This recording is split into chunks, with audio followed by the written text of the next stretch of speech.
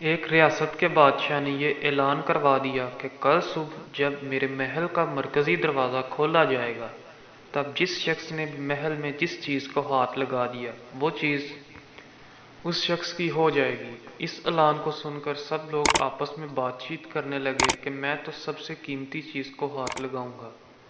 کچھ لوگ کہنے لگے میں تو سونے کو ہاتھ لگاؤں گا، کچھ لوگ چاندی کو تو کچھ لوگ قیمتی زیورات کو، کچھ لوگ گھوڑوں کو تو کچھ لوگ ہاتھی، کچھ لوگ دودھ دینے والی گائے کو ہاتھ لگانے کی بات کر رہے تھے۔ جب صبح محل کا مرکزی دروازہ کھلا اور سب لوگ اپنی اپنی من پسند چیزوں کے لیے دوڑے، سب کو اس بات کی جلدی تھی کہ پہلے میں اپنی من پسند چیزوں کو ہاتھ لگا دوں تاکہ وہ چیز ہمیشہ کے لیے میری ہو جائے۔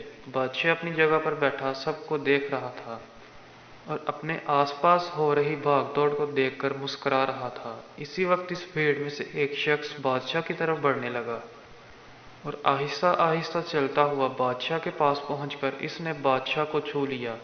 بادشاہ کو ہاتھ لگاتے ہی بادشاہ اس کا ہو گیا اور بادشاہ کی ہر چیز بھی اس کی ہو گئی۔ جس طرح بادشاہ نے ان لوگوں کو موقع دیا اور ان لوگوں نے غلطیاں کیں، ٹھیک اسی طرح ساری دنیا کا مالک بھی ہم سب کو ہر روز موقع دیتا ہے، لیکن افسوس ہم عقل کے اندھے لوگ بھی ہر روز غلطیاں کرتے ہیں۔ ہم اللہ کو حاصل کرنے کی بجائے اللہ کی بنائی ہوئی دنیا کی چیزوں کی آرزو کرتے ہیں، لیکن کبھی بھی ہم لوگ اس بات پر غور نہیں کرتے کہ کیوں نہ دنیا کے بنانے والے مالک کو پا لیا جائے۔ اگر مالک ہمارا ہو گیا تو اس کی بنائی ہوئی ہر چیز بھی ہماری ہی ہو جائے گی۔